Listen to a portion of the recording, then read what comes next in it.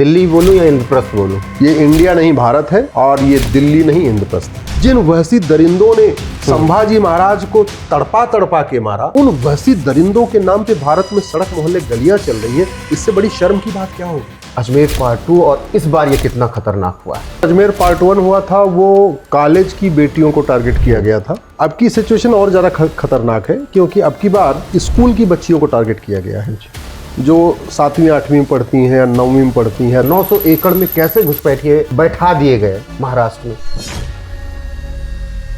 Places of worship act को लेकर बहुत चर्चा हो रही है। सुप्रीम कोर्ट तो काफी खफा हो रहा है। सबसे बड़ा हरम किसका? अकबर का। यानी सबसे बड़ा हरम कौन? अकबर।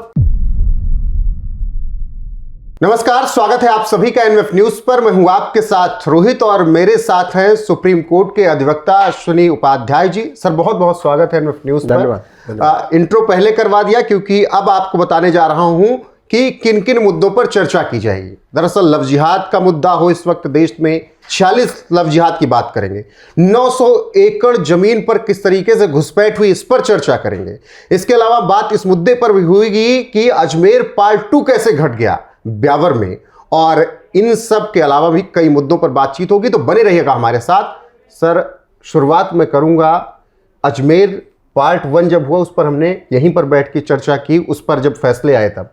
आज फिर से अजमेर पार्ट 2, और इस बार ये कितना खतरनाक हुआ है। पहले जो अजमेर पार्ट 1 हुआ था वो कॉलेज की बेटियों को टारगेट किया गया था। ज़्यादातर उसमें बीए, बीएससी, बीकॉम की बेटियां थी, यानी 20, 21, 22 साल की बेटियां थी। उस समय जो टारगेट किया गया था वो खासतौर पे माहेश्वरी समाज, अग्रवाल समाज, जैन समाज, मारवाड़ी समाज और ब्राह्मण क्षत्रिय की बेटियों को टारगेट किया गया था।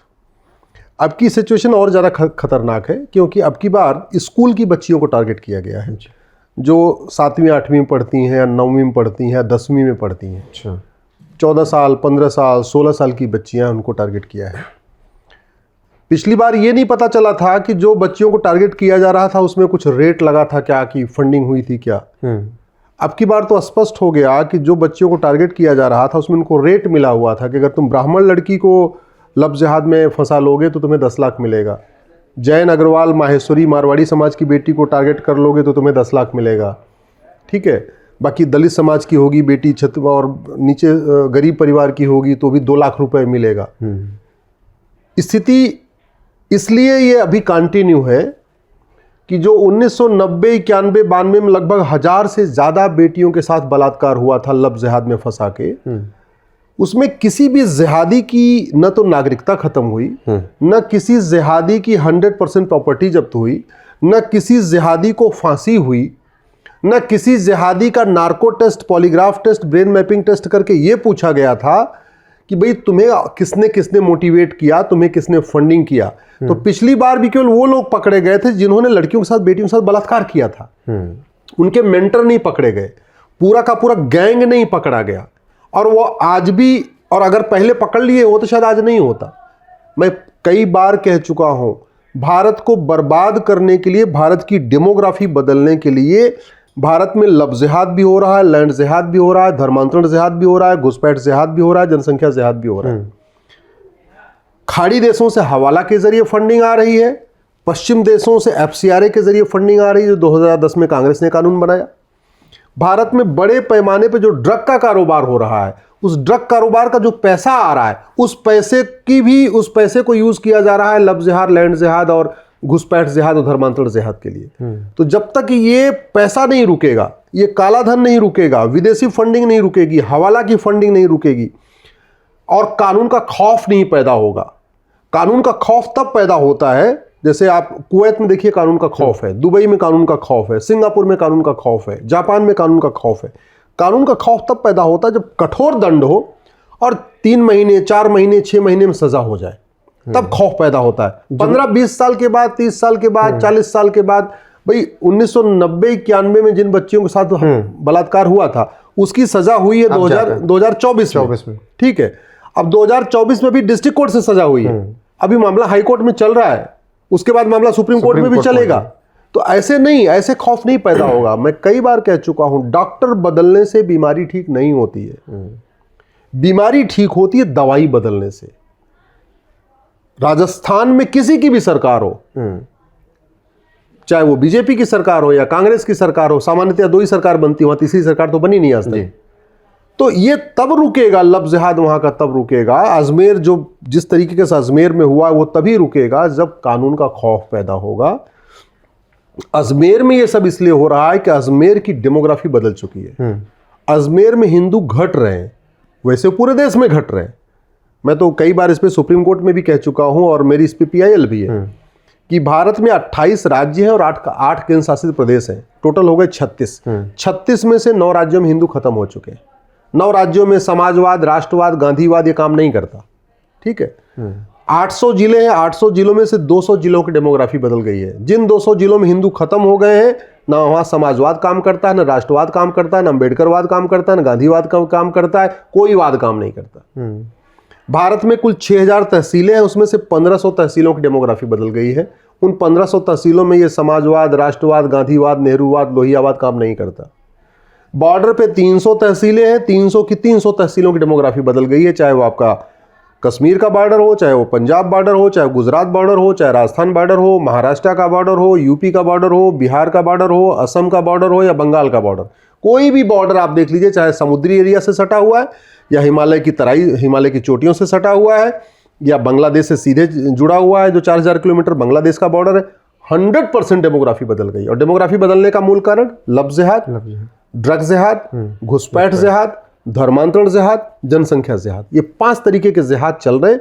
और वो जिहाद आज भी भारत के सभी जिलों में चल रहा है। जिन 9 राज्यों में खत्म हो गए, 200 जिलों में खत्म हो गए, वहां तो एक तरीके से करने की जरूरत ही नहीं, लेकिन जहां बचे हुए हैं वहां ये चल रहा है। और चल इसलिए रहा है कि सरकारें बदल रही हैं, कानून नहीं बदल रहा है। सरकारें बदल रही हैं, पुलिस व्यवस्था नहीं बदल रही है। सरकारें बदल रही हैं, न्यायिक व्यवस्था नहीं बदल रही है। सरकार बदल रही है, प्रशासनिक व्यवस्था नहीं बदल रही है। सांसद, विधायक, मंत्री, मुख्यमंत्री बदल रहे हैं, लेकिन नार्को पॉलीग्राफ ब्रेन मैपिंग कानून नहीं बन रहा है। कलेक्टर, कप्तान बदल रहे हैं, लेकिन जस्टिस विद इन ईयर लागू नहीं हो रहा है। जब तक दवाई नहीं बदलेगी तब तक समस्या नहीं बदलेगी, कानून का खौफ जब तक नहीं होगा। ये चलता रहेगा। 90 में भी चल रहा है, 2025 में भी जो निश्चित रूप से चलेगा भाई। एक बड़ा कारण ये है, इनकी जो ट्रेनिंग दी जाती है वो मदरसों में दी जाती है, और मदरसे को कंट्रोल करना बहुत आसान है। मुझे समझ में नहीं आ रहा कि इसमें संसद में चर्चा क्यों नहीं हो रही है। भाई मदरसे चलते हैं आर्टिकल 30 के अंतर्गत। आर्टिकल 30 में एक शब्द आया है माइनॉरिटी, लेकिन माइनॉरिटी कहीं डिफाइन ही नहीं है। अगर माइनॉरिटी को डिफाइन कर दें कि 1% से ज्यादा वाला माइनॉरिटी नहीं होगा, जो 1% से कम होगा वो माइनॉरिटी कहलाएगा। तो बड़ी सीधी सी बात है। मदरसे अपने आप, जो माइनॉरिटी के नाम पे मदरसे पूरे देश में चल रहे हैं, और जहां नफरत का पूरा कारोबार सिखाया जा रहा है, जहां लब जिहाद, लैंड जिहाद, धर्मांतरण, घुसपैठ सब सिखाया जा रहा है, जो आतंकवादियों के अड्डे बने हुए हैं, वो अपने आप ठीक हो जाएंगे। करना क्या है, माइनॉरिटी को डिफाइन करिए, हेट स्पीच को डिफाइन करिए, राइट टू एजुकेशन में एक शब्द जोड़िए, इक्वल बन जाएगा राइट टू इक्वल एजुकेशन, और 10वीं तक समान शिक्षा लागू कर दीजिए पूरे देश में। 1 nation 1 education system, 1 nation 1 syllabus, 1 nation 1 curriculum, 1 nation 1 education board. सब अपनी अपनी मातृभाषा में पढ़ेंगे, किताब सबकी होगी। 10वीं तक सबको एक सेकुलर एजुकेशन मिलेगी, 10वीं तक सबको भारतीय शिक्षा मिलेगी, विदेशी शिक्षा नहीं मिलेगी। ये जब तक शिक्षा में संस्कार नहीं होगा और कानून का खौफ नहीं होगा, तब तक ये समस्या बनी रहेगी। बिल्कुल। ब्यावर में तो हुआ ही, राजस्थान के ऐसा ही एक केस बरेली में हो गया। 46 वहाँ पर भी ऐसे लव जिहाद के मामले आए। फिर लव जिहाद पर तो हमने चर्चा की, घुसपैठ की हम जिक्र कर रहे हैं। तो 900 एकड़ में कैसे घुसपैठिए बैठा दिए गए महाराष्ट्र में, ये संभव कैसे हुआ, कब से ये हुआ? देखिए, ये पूरा कारोबार जो ये अपने आप में अनूठा केस है। यहाँ 1 इंच जमीन सरकार से कोई नहीं ले सकता। 900 एकड़ कैसे चली गई? 900 एकड़ जमीन जो पूना की है, उसकी आज की डेट में मार्केट मिनिमम वैल्यू 9000 करोड़ की है। 9000 करोड़ की प्रॉपर्टी पे बड़े प्लान वे में धीरे धीरे महाराष्ट्र की सेकुलर सरकारों ने वहां रोहिंग्या बांग्लादेशियों, घुसपैठियों को बसाना शुरू किया। एक तरफा बसाने की बजाय क्या किया कि 20 झुग्गी बांग्लादेशियों की बन गई तो उसमें 1 झुग्गी हिंदुओं की भी बनवा दिया। 20 झुग्गी रोहिंग्याओं की बन गई तो उसमें 1 झुग्गी आसपास के पड़ोस के जो गरीब हिंदू थे उनको भी लाके बसा दिया, कि कल को कोई ये ना कह दे कि वो तो उसमें 100% इसमें बांग्लादेशी हैं, 100% रोहिंग्या है। बड़ा दिमाग लगाया उन्होंने, और ऐसा करके उन्होंने पूरे 900 के 900 एकड़ जमीन पे कब्जा करा दिया। और वहां कारोबार क्या हो रहा है, वो झुग्गी ड्रग का कारोबार, वहां से ड्रग का कारोबार शुरू हो गया। यासीन भटकल और बहुत सारे सिमी के लोग वहां छिपने लग गए, वो आतंकवादियों का अड्डा बन गया वो झुग्गी। 900 ये पुणे में पिंपरी चिंचवाड़ एरिया है, वहां की बात है ये। वहाँ पे झुग्गी में अलगाववादी आके रहने लग गए, वहाँ की झुग्गी जो है आतंकवादियों का अड्डा बन गया, वो झुग्गी जो है वहाँ पे जिहादियों का अड्डा बन गया, वो झुग्गी वहाँ से लब जिहाद की ट्रेनिंग शुरू हो गई। वहाँ जो यंग लड़के थे उनको शहर में अलग अलग कॉलेज के पास उनको बाइक दे के उनको घुमाना शुरू कर दिया, जाओ वहाँ ट्रैप करके लाओ। वहाँ से जो है बाकायदा धर्मांतरण की कैसे कैसे कराना है, आदिवासियों को ट्राइबल्स को कैसे कन्वर्ट करना है, उसका वहाँ पे ट्रेनिंग सेंटर बन गया। घुसपैठियों को और ला के कैसे मदद करनी है, घुसपैठियों का कैसे कैसे डॉक्यूमेंट बनाना है, वो पूरा सिस्टम वहाँ से नेटवर्क गया। तो अपने आप में सरकारी 900 एकड़ ज़मीन पे कब्जा हुआ, 9000 करोड़ की जगह पे ज़मीन पे कब्जा हुआ, लब जिहाद का सेंटर हो गया, वो ड्रग जिहाद का वो सेंटर हो गया, घुसपैठ जिहाद का भी सेंटर हो गया, कन्वर्जन का भी सेंटर हो गया। जनसंख्या विस्फोट तो एक साथ कर ही रहे, तो किया कैसे उन्होंने? बॉर्डर से वहाँ उनके पूरे सिंडिकेट हैं बुलाया, असम बॉर्डर से और बंगाल के बॉर्डर से, और ये खेल एक दिन में नहीं हुआ है, 20 साल में हुआ है पूरा। वहाँ लाए, अब उसके बाद उनका क्या किया कि कॉमन सर्विस सेंटर पे 2-2 हज़ार रुपये में उनका आधार बनवा लिया। जब कॉमन सर्विस सेंटर पे 2000 में आधार बन गया तो फिर क्या किया, उनका नगर निगम से 2-2 हज़ार रुपये बर्थ सर्टिफिकेट बनवाना शुरू कर लिया। नगर निगम से बर्थ सर्टिफिकेट बन गया, तहसील से उनका राशन कार्ड बनवा दिया। फिर जब राशन कार्ड भी बन गया, आरटीओ ऑफिस में 3000 रुपये 4000 रुपये दे के ड्राइविंग लाइसेंस बनवा दिया। तो आप जरा सोचो कि 2000 रुपये दे बॉर्डर पे दे के अंदर आ गए, पुणे पहुंचे, 2000 में राशन कार्ड, 2000 में आपका आधार, 2000 में आपका बर्थ सर्टिफिकेट, 3 से 4 हज़ार रुपये में ड्राइविंग लाइसेंस, ऐसे 10 से 15 हज़ार रुपये खर्च करके वो सारे घुसपैठियों ने 5-5, 6-6 कागज़ बनवा लिए। और उन सेकुलर सरकारों ने महाराष्ट्र की उनका वोटर आईडी में नाम भी जुड़वा दिया और उनको अपना वोट बैंक बना लिया।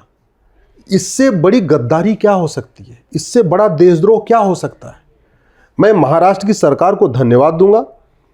वहाँ पिंपरी चिंचवाड़ के जो विधायक हैं, उनका नाम है महेश दादा, महेश दादा को धन्यवाद दूंगा कि जिन्होंने कम से कम वोट बैंक की चिंता किए बिना पूरी मजबूती के साथ लड़े। सरकार को भी धन्यवाद दूंगा, फडणवीस जी को, उन्होंने प्रशासन को बोला कि इनको हटाओ। और जब पहली बार वहाँ प्रशासन हटाने गया तो उन्होंने पूरा रास्ता जाम कर दिया, बुलडोजर को पहुँचने तक नहीं दिया। और जरा सोचिए उनका फंडिंग कितनी तगड़ी है। 30 PIL फाइल किया उन्होंने बॉम्बे हाई कोर्ट में, मेरे पास तो उसका ऑर्डर आया हुआ है। 30 पिटीशन फाइल हुई बॉम्बे हाई कोर्ट में कि हमको हटाया ना जाए जी, हमारे पास तो 5-5, 6-6 डॉक्यूमेंट है। फिर बॉम्बे हाई कोर्ट ने सरकार से जवाब मांगा, सरकार ने बोला नहीं साहब ये पूरा अवैध है। मैं धन्यवाद दूंगा जस्टिस गडकरी को, जस्टिस AS गडकरी नाम है जो मुंबई हाई कोर्ट के जज हैं। उन्होंने कम से कम वो मानवता की दुहाई स्वीकार नहीं किया, बोले नहीं तुम घुसपैठिए हो, तुम यहाँ अवैध रूप से रह रहे, तुम खाली करो। और सरकार को बोला आपको जो करना है करो। सरकार ने उसको बुलडोजर से खाली करवा दिया। मुझे लगता है भारत में पहली बार 900 एकड़ जमीन को सरकार ने खाली कराया है। जो लोग थे वो कहाँ गए फिर? वो गए अपना जहां जाना था उनको हटा दिया, अपना शिफ्ट कर दिया, दाएं बाएं कर दिया। आजकल तस्वीर अमेरिका से आ रही है, भारत वाले भेजे जा रहे हैं। क्या हमें ये अपने आप, उसको भले सब कोई गलत समझ रहे हो, लेकिन मैं कह रहा हूँ कि ट्रंप आपको संदेश भेज रहे हैं कि घुसपैठियों के साथ ये इलाज होना चाहिए। ट्रंप ने बिल्कुल सही किया है। ट्रंप ने जो काम किया मैं उसका 100% समर्थक हूँ। मैंने 2017 में जब PIL फाइल किया था सुप्रीम कोर्ट में, और PIL आज भी चल रही है, उस समय कहा था 17 में कि 5 करोड़ घुसपैठी आ चुके हैं। आज की डेट में इनकी संख्या 6 करोड़ से ज़्यादा हो चुकी है। ऐसा कोई भारत का जिला नहीं है जहाँ घुसपैठियों को बड़े प्लान्ड वे में डेमोग्राफी बदलने के लिए बसाया नहीं जा रहा है। और ये घुसपैठिए कश्मीर में नहीं जा रहे हैं, क्योंकि कश्मीर की डेमोग्राफी बदल चुकी है। ये घुसपैठिए वहाँ जाके उनको बसाया जा रहा है जहाँ की डेमोग्राफी इनको बदलना है। जैसे हाल फिलहाल उत्तराखंड टारगेट है, हिमाचल टारगेट है, दिल्ली में बहुत बड़ी पैमाने पर ऑलरेडी हो चुका है, हरियाणा उनका टारगेट है, गुजरात उनका टारगेट है, राजस्थान उनका टारगेट है, मध्य प्रदेश उनका टारगेट है। ऐसे स्थानों पे उनको बसाया जा रहा है जहाँ पे डेमोग्राफी मतलब हिंदू ज़्यादा है, ये कह सकते हैं कि जहाँ हिंदू 90% से ज़्यादा है। अब उन घुसपैठियों को वहाँ बसाया जा रहा है। अल्टीमेट पर्पज ये है वहाँ की डेमोग्राफी बदलना। महाराष्ट्र सरकार ने अपना काम कर दिया। मैं केंद्र सरकार से निवेदन कर रहा हूँ, वो जो 900 घुसपैठिए जो जिनकी झुग्गियाँ वहाँ थी उनको आइडेंटिफाई कर ले। जो भारत के रहने वाले हैं उनको यहीं पे रहने दें, लेकिन जो बांग्लादेश के हैं उनको भर के यहाँ से भेजें। कम से कम बॉर्डर पे छोड़ के आए, बॉर्डर के बाद उनको जैसे आए वैसे क्रॉस भी कर जाएंगे, क्या दिक्कत है? अभी बॉर्डर दीवार तो बनी नहीं है बॉर्डर पे, अभी खाली पड़ा हुआ है। तो जब आ सकते हैं तो जा भी सकते हैं। लेकिन इसमें अभी एक काम जो हुआ नहीं है, कायदे से ये जो झुग्गी बसाए हैं इनको पकड़ के इनका narco polygraph brain mapping test करना चाहिए, और टेस्ट करके ये पूछना चाहिए कि तुम्हें किसने मदद किया था अंदर लाने में, तुम्हारा आधार किसने बनवाया, तुम्हारा राशन कार्ड किसने बनवाया, तुम्हारा ड्राइविंग लाइसेंस वोटर आईडी किसने बनवाया, तुम्हें मदद किसने किया। और जिनका नाम वो ले रहे हैं, स्वाभाविक सी बात है वो भारत के रहने वाले, उनके खिलाफ एनएसए लगाएं, यूएपीए लगाएं, वेजिंग वॉर लगाएं, देशद्रोह लगाएं, गैंगस्टर एक्ट लगाएं। जब तक भारत में जो उनके मददगार बैठे हुए हैं, चाहे वो नेता है, चाहे अभिनेता है, चाहे लेखक है, चाहे बुद्धिजीवी है, चाहे पत्रकार है, कलमकार या यूट्यूबर है, जो भी है, जब तक उनको जेल में ठूसेंगे नहीं तब तक खौफ नहीं पैदा होगा। मैं पूरी गारंटी के साथ कहता हूं आपको एनआरसी की जरूरत ही नहीं है। आप केवल घुसपैठियों को पकड़ पकड़ के उनका narco polygraph brain mapping test करिए, और जिसके नाम वो ले रहे हैं, जिसने उनकी मदद किया है, घुसपैठियों के साथ उनके मददगारों पे केवल 5 धारा लगाइए, एनएसए लगाइए, यूएपीए लगाइए, वेजिंग वॉर लगाइए, देशद्रोह लगाइए, गैंगस्टर एक्ट लगाइए। घुसपैठियों उनके मददगारों के 100% प्रॉपर्टी जब्त करिए, उनकी सिटीजनशिप खत्म करिए, उनको आजीवन कारावास दीजिए, फास्ट ट्रैक कोर्ट बनाइए, फटाफट उनको 6-6 महीने में सजा दिलाइए। एक बार ज्यादा नहीं, एक बड़ी ड्राइव करके 6 महीने ड्राइव चला दी जाए ना, घुसपैठी अपने आप भाग जाएंगे। और उनको सबसे पहले कौन भगाएंगे? जिन्होंने उनकी मदद किया है। पुलिस को ढूंढना नहीं है, जो उनके मददगार हैं उनको पता है कि हमने घुसपैठियों को कहां कहां बसाया है। जब उनके ऊपर खौफ पैदा होगा ना कि अरे भाई अब तो हम गए जेल में, वो खुद ही ढूंढ ढूंढ के जाएंगे, काम करो भैया तुम चले जाओ, तुम्हारे चक्कर में हम भी फंस जाएंगे। ये करना पड़ेगा। बुलडोजर चलाना बहुत अच्छी बात है, झुग्गी तोड़ना बहुत अच्छी बात है, लेकिन ये परमानेंट इलाज नहीं है। परमानेंट इलाज यही है जो मैंने आपको बताया। बिल्कुल, फॉलो ट्रम्प रूल। अब ऐसे में मैं, जब अमेरिका का जिक्र हुआ, ट्रम्प का जिक्र हुआ, तो फिर इंडिया के अगेंस्ट जो फंडिंग हुई उस पर मैं चर्चा करना चाहूँ। ट्रम्प ने सीधे बोल दिया कि भारत सरकार को जांच करानी चाहिए कि बाइडेन ने इतने 1000 करोड़ कैसे खर्च कर दिए वोटिंग बढ़वाने के लिए भारत में। देखिए, पहली बात तो सबसे बड़ा सवाल यही है कि अमेरिका को क्या पड़ी है कि भारत में वोटिंग बढ़े। अरे भारत में वोटिंग बढ़े घटे ये भारत की समस्या है, वो अमेरिका को क्या लेना देना। तो वोटिंग बढ़े ये तो बहाना था जी। भारत के चुनाव को प्रभावित करना था, अल्टीमेटली लक्ष्य ये था। बाइडेन ने जो किया है वो देश के साथ, अमेरिका के साथ गद्दारी किया है। अमेरिका के लोगों को तो बाइडेन को घेर के पूछना चाहिए, तुमने हमारे टैक्स का पैसा भारत में क्यों भेजा। ये सबके लिए जरूरी है। जो गलत है वो गलत है। अमेरिकन को बाइडेन को घेर घेर के पूछना चाहिए कि हमारे टैक्स का पैसा तुमने भारत क्यों भेज दिया, पहले तो बताओ। और अब ये जिम्मेदारी भारत पे भी आ गई है कि भारत की सरकार इसकी गंभीरता के साथ जांच कराए। वो कौन कौन से यूट्यूबर है जिनको फंडिंग हुई है, वो कौन कौन से पत्रकार हैं, कलमकार हैं, लेखक हैं जिनको फंडिंग हुई है, वो कौन कौन से नेता अभिनेता हैं जिनको फंडिंग हुई है, वो कौन कौन से ऐसे इन्फ्लुएंसर्स हैं जिनको फंडिंग हुई, इसकी जांच होनी चाहिए और इस पे गंभीर कार्रवाई होनी चाहिए। मैं फिर से कह रहा हूं, आप अगर कार्रवाई नहीं करेंगे, विदेशी फंडिंग जो होती है हमेशा उस देश को बर्बाद करने के लिए होती है। चाहे अरब की फंडिंग भारत में आए, चाहे अमेरिका की फंडिंग भारत में आए, ना अरब भारत को मजबूत करने के लिए फंडिंग करेगा, ना अमेरिका भारत को मजबूत करने के लिए फंडिंग करेगा। फंडिंग तो कहते नहीं, दूसरों के घर में आदमी तभी पैसा देता है जब भाई भाई को लड़ाना हो, जब उस परिवार को बर्बाद करना हो तभी फंडिंग, तभी आदमी दूसरे घर में पैसा देगा। अदरवाइज किसी को अच्छा बनाने के लिए कोई पैसा वैसा देता नहीं। अब ये सरकार का भी दायित्व है कि इसकी गंभीरता के साथ जांच कराए। स्वाभाविक सी बात है, वहां से हजारों करोड़ आया है तो उसका एक शीट तो मिल ही सकती है। अमेरिका की सरकार से वो डाटा लेना चाहिए किनको पैसा आया, उनको सार्वजनिक भी करना चाहिए। केवल सार्वजनिक करना ही नहीं चाहिए बल्कि उनके खिलाफ उनकी पूरी गतिविधियों की जांच करनी चाहिए। उन्होंने कैसे इन्फ्लुएंस किया इसको भी देखना चाहिए। उनकी प्रॉपर्टी की जांच होनी चाहिए। मैं एक बात समझ लीजिए, ये लोग जो भारत के खिलाफ काम करते हैं कोई फ्री में काम नहीं करता। देश के साथ गद्दारी लोग पैसे के लिए करते हैं, जासूसी करते हैं पैसे के लिए, गद्दारी करते हैं पैसे के लिए, नक्सलवाद को बढ़ाते हैं पैसे के लिए, माओवाद को बढ़ावा देते हैं पैसे के लिए। मिशनरियां जो काम कर रही है बाहर से फंडिंग आ रही है इसलिए काम कर रही है। भारत में जो धर्मांतरण होता है वो भी उसकी भी विदेशी फंडिंग आती है इसलिए होता है। चाहे अलगाववाद हो, चाहे कश्मीर का अलगाववाद है, चाहे मणिपुर का अलगाववाद हो, चाहे कहीं का अलगाववाद, ये फंडिंग चलती है, इसकी पूरा एक पैटर्न है। जैसे बांग्लादेश में जो किया गया वो भी पैसा गया तो वहां पे सब पूरा हुआ। तो जो भारत को बर्बाद करने के लिए पैसा ले सकते हैं बाहर से, उनके ऊपर तो देशद्रोह का मुकदमा दर्ज होना चाहिए, उनकी नामी बेनामी संपत्ति चेक होनी चाहिए, उनकी ये भी देखना चाहिए क्या इनके पास आय से अधिक संपत्ति है क्या। अगर आय से अधिक संपत्ति है तो उसके लिए बाकायदा कानून है, उनके ऊपर लगा देना चाहिए। अगर उन्होंने अपने नाम पे जमीनें नहीं खरीदी हैं, वो सास बहू और क्या बोलते हैं सास ससुर के नाम पे या साले बहनोई के नाम पे या नौकर चाकर के नाम पे जमीन खरीदी है, उसकी जांच होनी चाहिए, उनके खिलाफ मुकदमा होना चाहिए।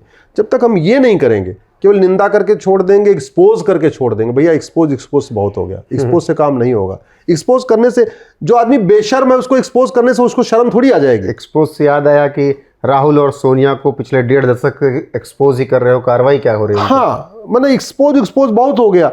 मुलायम सिंह को एक्सपोज कर लिए, शरद पवार को एक्सपोज कर लिए, उनको एक्सपोज कर लिया, अब्दुल्ला को एक्सपोज कर लिए, महबूबा को, अरे भैया सबको एक्सपोज हुआ।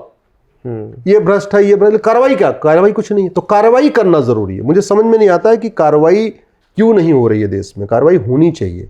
कार्रवाई होगी तो कानून का खौफ पैदा होगा, खौफ पैदा होगा तो वो चीज दोबारा कोई नहीं करेगा। बिल्कुल। अब दिल्ली पे आते हैं। दिल्ली की शुरुआत अभी नए शपथ के करूंगा, लेकिन सबसे पहले दिल्ली बोलूं या इंद्रप्रस्थ बोलूं? मेरा मानना है कि ये इंडिया नहीं भारत है और ये दिल्ली नहीं इंद्रप्रस्थ है। और अगर हम नहीं बदलेंगे तो कौन बदलेगा?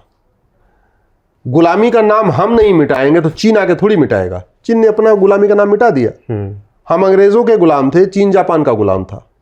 हम 1947 में आज़ाद हुए, चीन 1949 में आज़ाद हुआ, हमसे 2 साल के बाद। 1950 में चीन ने पहला काम ये किया कि जापानियों के नाम पे जितनी सड़कें थी, जापानियों के नाम पे जितने चीन में मोहल्ले थे, जापानियों के नाम पे जो गलियां थी, जापानियों का जो इतिहास था, जो एजुकेशन सिस्टम में जापानियों को कहीं जिक्र, सब मिटा दिया।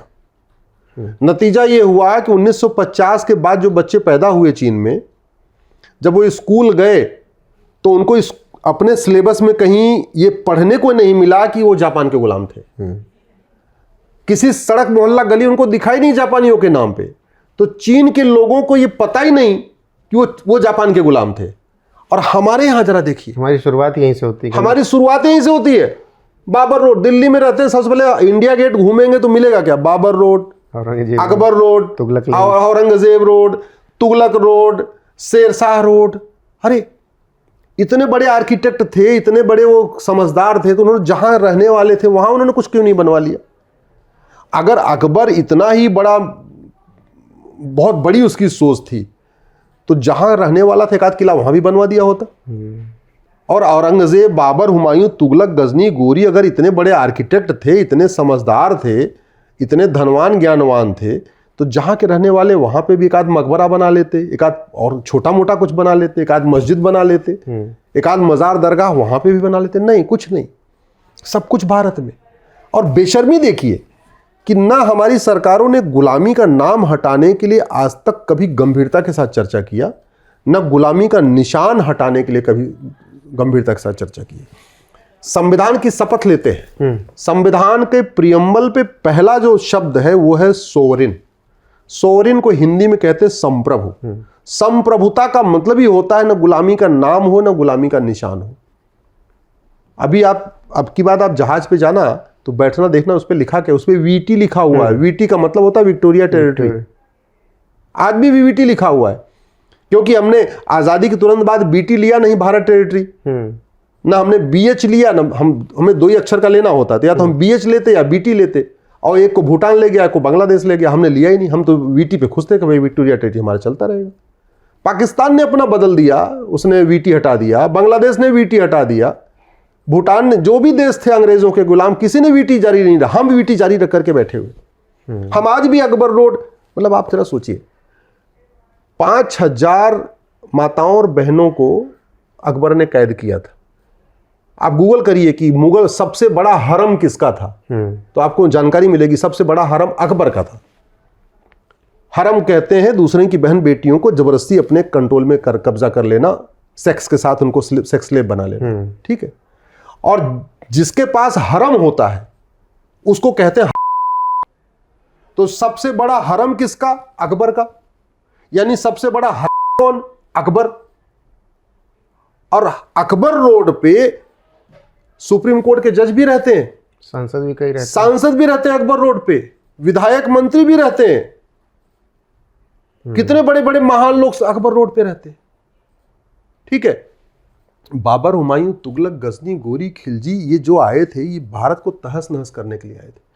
मुझे बहुत तकलीफ होती है कि जिन वहशी दरिंदों के कारण हमारी माताओं और बहनों ने जौहर किया, जिन वहशी दरिंदों ने हमारे पूर्वजों को खौलते पानी में डाल दिया, खौलते तेल में डाल दिया, हमारे पूर्वजों को गला काट दिया, जिन वहशी दरिंदों ने संभाजी महाराज को तड़पा तड़पा के मारा, जिन वहशी दरिंदों ने हमारे गुरु तेग बहादुर जी का गला काट दिया, उन वहशी दरिंदों के नाम पे भारत में सड़क मोहल्ले गलियां चल रही हैं। इससे बड़ी शर्म की बात क्या होगी? संविधान की शपथ लेते हैं कि हम भारत की एकता अखंडता मजबूत करेंगे, हम संविधान के अनुसार काम करेंगे, और संविधान का पहला शब्द ही सोरेन, मतलब गुलामी का नाम हटाओ और गुलामी का निशान हटाओ, और फिर भी उस पर कोई चर्चा नहीं हो रही है। वही अभी जब ये जिक्र हुआ, जब छावा मूवी अभी आई संभाजी राजे पर, तो सबने देखी, और मूवी देखने के बाद सबके जुबान पर एक ही शब्द था, औरंगजेब तो हमें खूब पढ़ाया, संभाजी राजे क्यों नहीं पढ़ा दिया?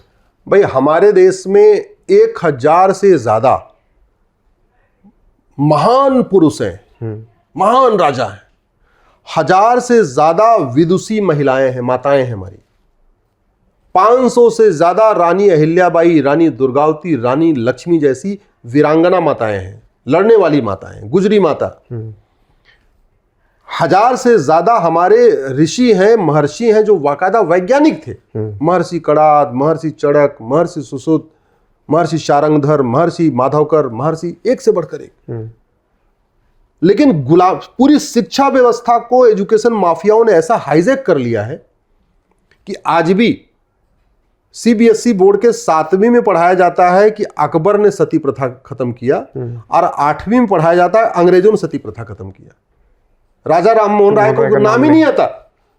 इसलिए कह रहा हूं, डॉक्टर बदल रहे हैं, दवाई नहीं बदल रही है। और डॉक्टर बदलने, एक बात मैं और आपको बताऊं, किसी देश का जो विकास, जैसे शरीर का एक तो होता है शारीरिक विकास, एक होता है आध्यात्मिक विकास, एक होता है नैतिक विकास, एक होता है चारित्रिक विकास, ठीक है, एक होता है बौद्धिक विकास।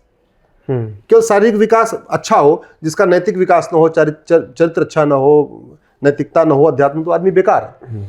ऐसे किसी भी देश का भौतिक विकास तो हो, लेकिन उसका नैतिक विकास हो ना हो, चारित्रिक विकास ना हो, आध्यात्मिक विकास ना हो, तो देश बेकार है। जो गृह मंत्रालय है, वित्त मंत्रालय है, वाणिज्य मंत्रालय है, मिनिस्ट्री ऑफ सिविल एविएशन है, मिनिस्ट्री ऑफ रोड ट्रांसपोर्ट है, मिनिस्ट्री ऑफ कॉमर्स है, ये सब देश का भौतिक विकास करते हैं। देश का आध्यात्मिक विकास, सांस्कृतिक विकास, चारित्रिक विकास, नैतिक विकास, ये करता है मिनिस्ट्री ऑफ एजुकेशन और मिनिस्ट्री ऑफ लॉ। और कांग्रेस में 1900 मतलब नेहरू मंत्रिमंडल से और मनमोहन मंत्रिमंडल तक आप शिक्षा मंत्री और कानून मंत्रियों की लिस्ट उठा के देख लीजिए। उन्होंने केवल और केवल भारत को सांस्कृतिक रूप से नीचे पहुंचाया, आध्यात्मिक रूप से नीचे पहुंचाया। उनका तो लक्ष्य यही था। इसलिए वर्तमान सरकार को शिक्षा और कानून मंत्रालय में बहुत अमूलचूल परिवर्तन करना पड़ेगा। ऐसा परिवर्तन लाना पड़ेगा कि जिससे कि बहुत जल्दी के साथ काम हो सके। नहीं तो आज भी हमारे महर्षि कणाद को लोग नहीं पढ़ा रहे हैं। आज हमारे महर्षि चरक, महर्षि सुश्रुत, महर्षि वाग्भट, महर्षि सारंगधर, महर्षि माधवकर, एक से बढ़कर एक डॉक्टर, एक से बढ़कर एक फिजिशियन, एक से बढ़कर एक सर्जन, एक से बढ़कर एक फिजिशियन, भौतिक शास्त्री सब हो चुके हैं, लेकिन नहीं पढ़ाया जा रहा है। बिल्कुल, उसको ठीक करना जरूरी है। ऐसे में सवाल है कि शिक्षा पद्धति पर बदलाव होना चाहिए। अब मैं आऊँगा दिल्ली पे, नई सरकार बन गई, गठन भी हो गया, रेखा गुप्ता मुख्यमंत्री होंगी, महिला, तारीफ बहुत हो रही। मैं ये चाहता हूँ कि जब आप इंद्रप्रस्थ कह रहे हैं, अब जब दोनों जगह सरकार हो गई है, तो ये क्या है, रोड के नाम और फिर दिल्ली को इंद्रप्रस्थ बनाने के लिए विचार किया जाना चाहिए क्या? आरएसएस की भी मंशा है कि रेखा गुप्ता जैसे ही मुख्यमंत्री हों जी। देखिए, मेरा ये मानना है, यहाँ जो विदेशी आक्रांता आए, खासतौर पे जो मुस्लिम आक्रांता आए, उन्होंने न यहाँ कोई एक भी नया शहर बसाया, न कोई एक भी नया उन्होंने यहाँ पे मस्जिद का निर्माण किया। उन्होंने यहाँ के बसे बसाए शहरों का नाम बदला और बने बनाए मंदिरों का गुंबद ढांचा बदला। क्यों बदला? क्योंकि उनको भारत की पहचान मिटानी थी, हमारी सनातन संस्कृति को खत्म करना था, और हमें ये भी दिखाना था कि देखो, हम तुम्हारे सामने ही तुम्हारे मठ मंदिर, तुम्हारे मंदिर तोड़ रहे हैं और तुम्हारे सामने तुम्हारे शहरों का नाम बदल रहे हैं। ये नाम बदलना क्यों जरूरी है? इसका दूसरा एक बड़ा कारण है, जिन स्थानों का वर्णन कुरान में है वो सारे स्थान उसी नाम से पाए जाते हैं आज भी, किसी स्थान का नाम नहीं बदला गया। जिन स्थानों का वर्णन बाइबल में है वो सारे के सारे स्थान उसी नाम से आज भी पाए जाते हैं। इसलिए कुरान जब आदमी पढ़ता है और स्थान पता चलता है, यार कुरान में जो लिखा है ठीक लिखा है। बाइबल पढ़ता है, सारे स्थान भी मिलते हैं, बाइबल में जो लिखा है वो भी ठीक लिखा है। हमारे साथ दिक्कत ये हो रही है कि जो हमारे जिन स्थानों का वर्णन हमारे रामायण में है, जिन स्थानों का वर्णन हमारे महाभारत में है, हमारे पुराणों में है, हमारे उपनिषदों में है, हमारे और वेदों में है, स्मृतियों में, वो स्थान मिल ही नहीं रहे। द्रौपदी कहाँ पैदा हुई? पांचाल में, इसलिए उसको पांचाली कहते हैं। अब पांचाल मिलेगा नहीं, फर्रुख खान नाम के लिए लुटेरा उसको फर्रुखाबाद बना दिया। पांडवों ने अज्ञातवास कहाँ किया? विराट में। विराट आपको नहीं मिलेगा, होशियार खान नाम का लुटेरा गया, उसको होशियारपुर बना दिया। भगवान कृष्ण ने जो 5 गांव मांगे, वो 5 गांव महाभारत में लिखा हुआ है, 5 गांव मांगे। अब आपको फिजिकली नहीं मिलेंगे क्योंकि इसने फरीद खान ने तिलप्रस्थ को फरीदाबाद बना दिया, गाजी खान ने गजप्रस्थ को गाजियाबाद बना दिया, इंद्रप्रस्थ दिल्ली हो गया, सोनप्रस्थ सोनीपत हो गया, पानप्रस्थ पानीपत हो गया। तो 5 गांव वहां महाभारत में वर्णन है, लेकिन अब आपको भारत के नक्शे पे नहीं मिल रहा है। एक स्थान था जहां परशुराम के पिताजी का आश्रम था, उसको जमदग्निपुरम कहते थे, उनके पिताजी का नाम जमदग्नि था। वो जौना खान नाम का लुटेरा गया, उसको जमदग्निपुरम जौनपुर बना दिया। हमारा एक 51 शक्तिपीठों में से शक्तिपीठ कीर्तेश्वरी है। अब कीर्तेश्वरी आपको भारत के नक्शे पे नहीं मिलेगा क्योंकि उसको मुर्शिद खान नाम के लुटेरे ने उसको मुर्शिदाबाद बना दिया। हमारा एक शक्तिपीठ है विंध्याचल, मिर्जा खान नाम का लुटेरा गया, उसको मिर्जापुर बना दिया। तो हम ये कह रहे हैं सबका नाम मत बदलो, लेकिन कम से कम उन स्थानों का नाम तो बदलो जिनका, जो हमारे ऐतिहासिक स्थान है, पौराणिक स्थान है, हमारे धार्मिक स्थान है, जिससे कल को कोई हमको ये तो ना कहे कि रामायण एक काल्पनिक घटना है, महाभारत एक काल्पनिक घटना है। ऐसे ही यही हुआ, काशी, मथुरा, भद्रकाली, भोजशाला, अटाला, जो भी हमारे मठ मंदिर थे, उस समय इतनी जमीनें थी, इतनी जगह थी, अगर उनको मस्जिद बनाना होता तो कहीं भी बना लेते। अयोध्या में जगह की कमी थोड़ी थी, बना लेते मस्जिद, नमाज, लेकिन उनको नमाज नहीं पढ़ना था। बिल्कुल, नमाज पढ़ने के लिए मस्जिद नहीं बनाना था, उनको भारतीयों का स्वाभिमान कुचलना था, इसलिए उन्होंने, हाँ, भारतीयों को नीचा दिखाना था, इसलिए उन्होंने मंदिर तोड़ के मस्जिद बनाया। मथुरा में जगह की कमी नहीं थी, लेकिन उनको हमारा स्वाभिमान कुचलना था, इसलिए उसको, हमारे जन्मभूमि को तोड़ा। अटाला में, भद्रकाली में, भोजशाला में और भी जो स्थान है, उनको ऐसा नहीं कि उनको जगह की, उनको नमाज उनको पढ़ना ही नहीं था, और न कभी पढ़ा उन्होंने ऐसे स्थानों पर। ऐसे स्थान पे नमाज वो पढ़ते भी नहीं है, क्योंकि दूसरे के धार्मिक स्थान को तोड़ के जब मस्जिद बना दी जाती है, उसको मस्जिद नहीं, मस्जिद ज़रार कहते हैं, और मस्जिद ज़रार में तो नमाज पढ़ना ही हराम है। इसलिए ये जितने वहसी दरिंदे थे, उन्होंने उसको तोड़वा के उसको मस्जिद घोषित तो कर दिया, लेकिन खुद नहीं उसमें नमाज पढ़े, दूसरे बेचारे आके पढ़ते रहे। जो यहीं के कन्वर्टेड हिंदू हैं वो जाके नमाज पढ़ रहे थे वहां पे, उन्होंने खुद नहीं पढ़ा। आप मुझे इतिहास में कहीं एक बार दिखा दीजिए कि बाबर ने आके अयोध्या में बाबरी मस्जिद में नमाज पढ़ा हो, औरंगजेब ने आके कभी जो मथुरा में ईदगाह मस्जिद इसको कहते हैं वहां के नमाज पढ़ा हो, कभी नहीं पढ़ा उन्होंने, क्योंकि वो मानते हैं ये तो अछूत है, ये तो यहाँ पे हमारी नमाज नापाक हो जाएगी। तो तोड़वाते थे, खुद नहीं पढ़ते थे। तोड़वाते किससे थे? हिंदुओं से ही। मतलब उन वहसी दरिंदों ने हिंदुओं से ही हमारे मठ मंदिरों को तोड़वाया, हिंदुओं को एक कन्वर्ट किया, और हिंदुओं को बोला अब तुम कन्वर्ट हो गया, तुम जाके नमाज पढ़ो।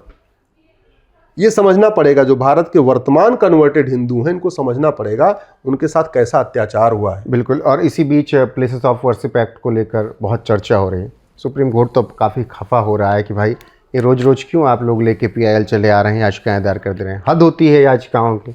अंबार लगा दिया है आप लोगों ने, सबसे आगे आप ही हैं। देखिए, हमने 2020 में इस पर PIL फाइल किया था। अभी लेटेस्ट जब अभी इस बार सोमवार को मैटर लगा था तो मैंने काउंट किया, कुल 55 याचिकाएं हो गई हैं, 55। लेकिन हमारी तरफ से मात्र 15 याचिकाएं हैं। अच्छा। 40 याचिकाएं हमारे खिलाफ आई हैं। उनका ये कहना है कि भाई ये जो प्लेस ऑफ वर्शिप एक्ट रहना चाहिए। हम 15 लोग कह रहे हैं कि प्लेस ऑफ वर्शिप एक्ट खत्म होना चाहिए, और जो मठ मंदिर थे उनके सर्वे होने चाहिए, और सर्वे के बाद जब सिद्ध हो जाता है तो बाकायदा उसको प्रॉपर्ली कोर्ट के जरिए उसका फैसला होना चाहिए।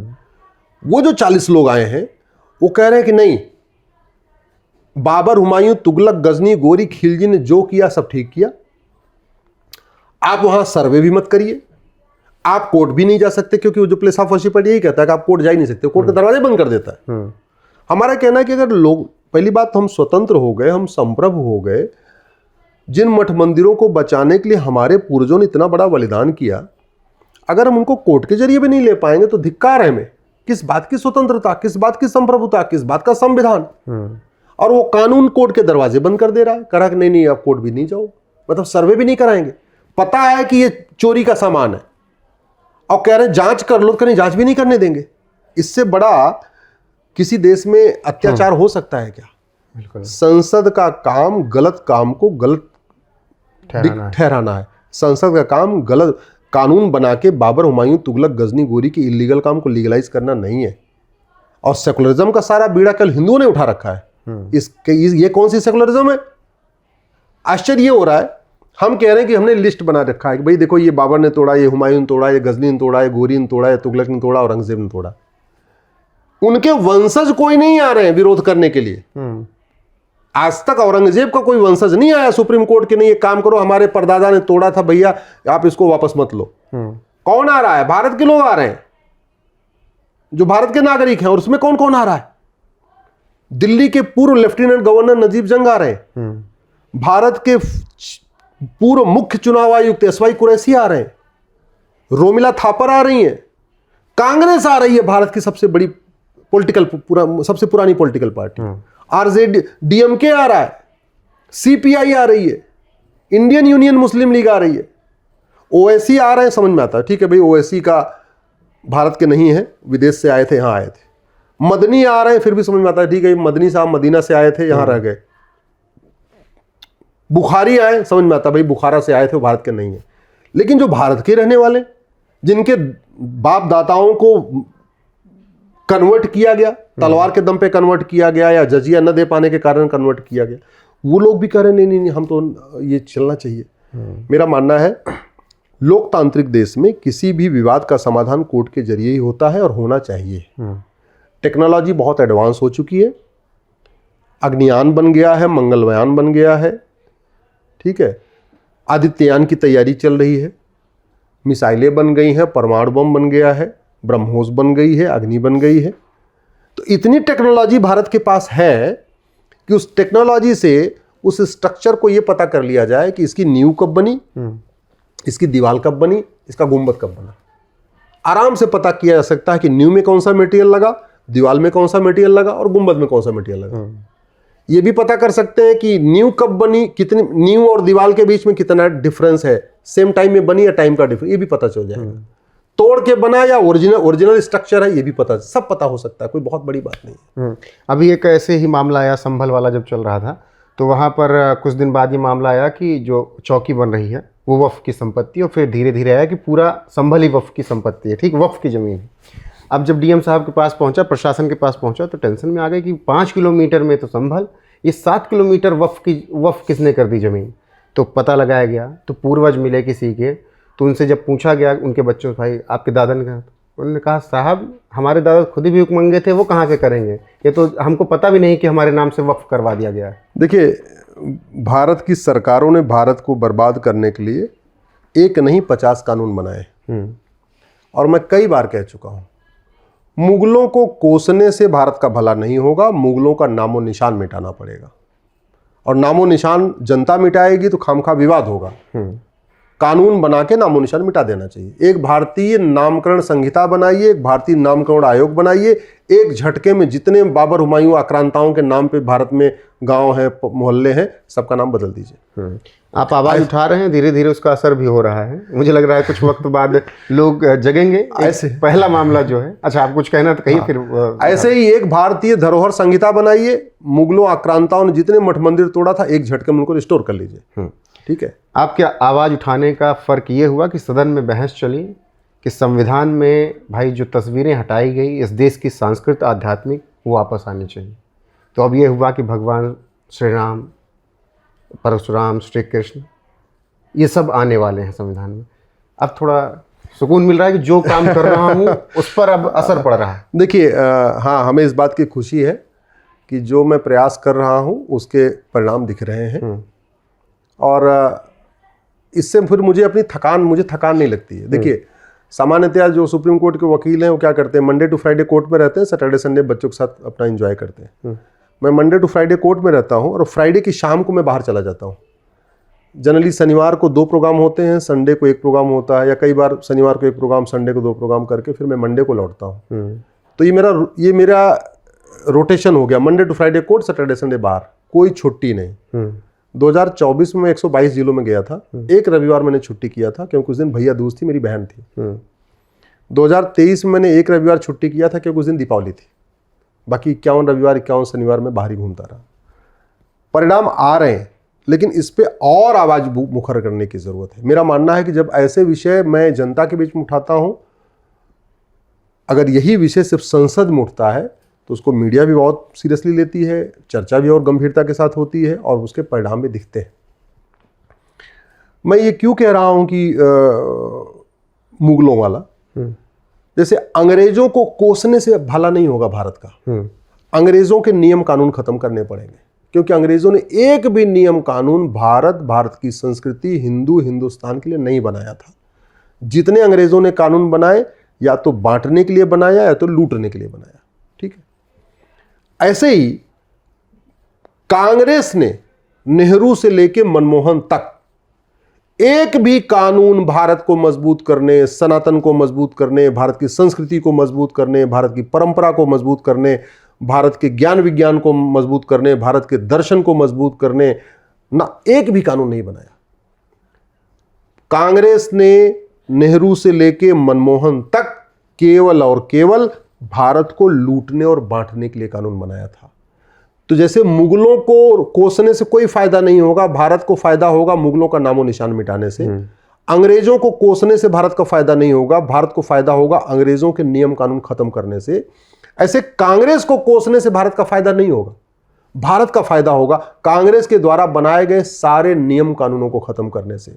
आप किसी दिन स्पेशल प्रोग्राम रखिएगा, मैं आपको 50 कानूनों की लिस्ट लेके आऊंगा और कानून दिखा दिखा के आपको बताऊंगा 2-2 मिनट के अंदर कि ये कानून क्यों बनाया, ये कानून क्यों बनाया, ये कानून क्यों बनाया। उदाहरण के लिए, भारत के लोगों को हथियार मुक्त करना था तो अंग्रेजों ने कानून बना दिया आर्म्स एक्ट। कांग्रेस ने वही कानून का कंटिन्यू रखा। कॉपी पेस्ट इसमें भी होगा, कॉपी पेस्ट। भारत में लैंड जिहाद को प्रमोट करना था तो कांग्रेस ने वक्फ एक्ट बना दिया। भारत में बाबर, हुमायूं, तुगलक, गजनी ने जितना मकबरा सकबरा बनाया था उसको कंटिन्यू करना था। उनको लगा कि कल को कोई सरकार आ जाए, इनके मकबरे वकबरे सब खत्म कर दे, इनका निशान मिटा दे, तो मोनूमेंट एक्ट बना दिया। भारत में कोई कोर्ट के जरिए दोबारा अपने काशी, मथुरा, भद्रकाली, भोजशाला को वापस न ले ले तो प्लेस ऑफ वर्शिप एक्ट बना दिया। इसी साजिश के तहत तस्वीरें भी संविधान से हट गई और इसी के तहत सारी सरकारें, आप सुनिए कैसे, अगर संविधान के 22 चित्रों को नहीं हटाया होता तो ये भारत में सेकुलर शब्द कभी जोड़ा ही नहीं जा सकता था। संविधान के फ्रंट पेज पे सतकमल दल बना हुआ है, सिंधु घाटी की सभ्यता है, हाथी, घोड़ा, नंदी जी हैं। पार्ट 1 में जेबू बैल है, जो पूरी दुनिया का सबसे बड़ा मजबूत बैल माना जाता है, जेबू बैल। पार्ट 2 सिटीजनशिप है, तो वहां क्या बना है, गुरुकुल बना है। उद्देश्य क्या था कि भारत में गुरुकुल शिक्षा लागू होगी। पार्ट 3 जो फंडामेंटल राइट है, वहां पे पुष्पक विमान पे भगवान राम, लक्ष्मण, सीता है। उद्देश्य क्या था, राम राज्य स्थापित करना है। पार्ट 4 है डायरेक्टिव प्रिंसिपल, वहां किसकी फोटो है, भगवान कृष्ण कुरुक्षेत्र में खड़े होकर अर्जुन को ज्ञान दे रहे हैं। लक्ष्य क्या था कि जैसे भगवान कृष्ण ने अर्जुन को बोला कि धर्म के मार्ग पे रहना, इधर उधर डिगना नहीं, उसमें भाई भतीजा मत देखना, ऐसे सरकार को भी कोई वो नहीं करना चाहिए। जातिवाद, भाषावाद, क्षेत्रवाद, कट्टरवाद, कोई वाद नहीं करना है, केवल धर्म के रास्ते पे चलना है। भगवान महावीर की फोटो इसमें थी, भगवान बुद्ध की इसमें फोटो थी, भगवान नटराज की फोटो, हनुमान जी की फोटो। हाँ, जैसे पार्ट 9 किससे संबंधित है, चुनाव से, ये पंचायत से संबंधित है। तो पार्ट 9 में फोटो बनाई उन्होंने, सिंहासन 32 बनाई और उस पर राजा विक्रमादित्य बैठे हुए और जनता की सुनवाई कर रहे हैं। तो पार्ट 9 में इसलिए बनाया गया कि हमारे जितने पार्षद प्रधान हैं वो भी राजा विक्रमादित्य तरीके से बैठ के जन सुनवाई करें। पार्ट 15 है चुनाव से संबंधित। चुनाव संबंधित किसकी फोटो रखी, छत्रपति शिवाजी महाराज और इनकी फोटो गुरु गोविंद सिंह जी की। उद्देश्य क्या था, सारी पॉलिटिकल पार्टियां छत्रपति शिवाजी महाराज और गुरु गोविंद सिंह जी के विचारों को बढ़ाएंगी और वोट देने से पहले ये देखेगा कौन सी पॉलिटिकल पार्टी छत्रपति शिवाजी महाराज, गुरु गोविंद सिंह के आदर्शों के सबसे करीब है, उसको ध्यान देगी और फिर वो करेगी। तो ऐसे 22 चित्र बन गए। जब 22 चित्र नेहरू जी ने देखा तो उन्होंने देखा 22 के 22 तो हिंदू चित्र हैं। तो उन्होंने नंदलाल बोस जी को बोला, नहीं थोड़ा इसको आप सेकुलर करिए। बोले क्या करिए? बोले इसमें 2 फोटो, एक काम करिए, एक अकबर की फ़ोटो डाल दीजिए, एक टीपू सुल्तान की डाल दीजिए। तो एक जगह पार्ट 14 पे अकबर की फ़ोटो डाल दिया। हालांकि उस समय पार्ट 14 पे जो मेरी रिसर्च कहती है, उस समय वो चंद्रगुप्त मौर्य की फ़ोटो थी। तो चंद्रगुप्त मौर्य की फ़ोटो को रिप्लेस कर दिया उन्होंने अकबर की। चंद्रगुप्त मौर्य का जो दरबार लगा था उसमें अकबर का दरबार बैठा दिया, अकबर द ग्रेट कर दिया। बाद में पार्ट 16 में जहां रानी लक्ष्मीबाई हैं, उनके बगल में रानी चिन्नप्पा की फ़ोटो थी। रानी चिन्नप्पा की फ़ोटो को रिप्लेस कर दिया उन्होंने टीपू सुल्तान से। तो उस समय उनको तसल्ली हो गई, चलो ठीक है भाई, 22 चित्र में 20 चित्र हिंदुओं के हो गए, 2 चित्र थोड़े सेकुलर हो गए। लेकिन फिर पता नहीं उनकी आत्मा ने कहाँ से हिलोरे मारे, उनको लगा नहीं ये 22 और 20 और 2 ये तो रेशियो बहुत ठीक नहीं है। तो उन्होंने सारे कोई मतलब ऐसा गस्टेड कोई ऑर्डर नहीं निकाला, कोई ऑफिशियल ऑर्डर नहीं निकाला, लेकिन प्रथम प्रधानमंत्री थे, उनकी हनक इतनी थी कि उन्होंने अनऑफिशियली सारे पब्लिशर को बोल दिया कि चित्र नहीं छपेंगे। और बिना चित्रों के, देख लीजिए मेरे हाथ में है ये फोटो, इसमें कहीं न वो 299 जो संविधान निर्माता थे उनका सिग्नेचर है, न कहीं कोई फोटो है ही नहीं, खत्म हो गई। प्रभाव ये होता कि अगर ये सारे फोटो रहते तो ये संविधान कहाँ रहता है? स्कूल कॉलेजेस में होता है, लॉ कॉलेजेस में। जितने लोग IAS बनते हैं, PCS बनते हैं, ऑफिसर बनते हैं गवर्नमेंट में, 2nd क्लास 3rd और 1st क्लास के जो ऑफिसर बनते हैं, एडमिनिस्ट्रेटिव ऑफिसर बनते हैं, उनका भी एक पेपर कॉन्स्टिट्यूशन का होता है, तो वो भी कॉन्स्टिट्यूशन पढ़ते हैं। स्कूल कॉलेजेस में कॉन्स्टिट्यूशन पढ़ाया जाता है। हाई कोर्ट सुप्रीम कोर्ट के जज पर डे कॉन्स्टिट्यूशन देखते रहते हैं, पढ़ते रहते हैं। तो वो चित्र रहते तो इस कॉन्स्टिट्यूशन की मिस इंटरप्रिटेशन नहीं हो पाती। और ये चित्र रहते तो इंदिरा गांधी कभी इसमें सेकुलर शब्द जोड़ ही नहीं पाती। पिताजी ने सारे चित्रों को हटा दिया और बेटी ने बचा खुचा काम पूरा कर दिया 1976 में इमरजेंसी के दौरान, इसमें चित्रों को क्या बोलते हैं, सेकुलर शब्द जोड़ डालकर। इतना बड़ा धोखा हुआ है, इतना बड़ा धोखा हुआ है।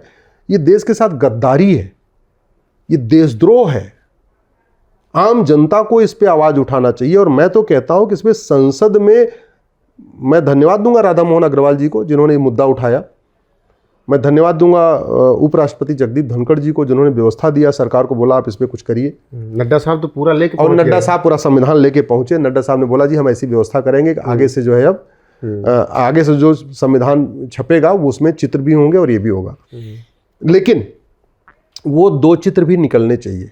टीपू सुल्तान और अकबर का चित्र जबरदस्ती नेहरू ने डलवाया था, नंदलाल बोस को प्रेशर करके डलवाया था। वहाँ पे या तो अपना उनकी फ़ोटो हो, जैसे पहले थी अपनी चंद्रगुप्त मौर्य की फ़ोटो थी। कायदे से ऐसे भी कर सकते हैं कि चूंकि आपको अंग्रेजी शुरुआत, अंग्रेजी का शासनकाल दिखाना है, तो जहाँ से अंग्रेजी शासनकाल शुरू हो रहा है वहाँ पे रानी लक्ष्मीबाई की फ़ोटो है, तो वहाँ पे मंगल पांडे की फ़ोटो डाली जा सकती है, क्योंकि प्रथम विद्रोह मंगल पांडे ने किया था।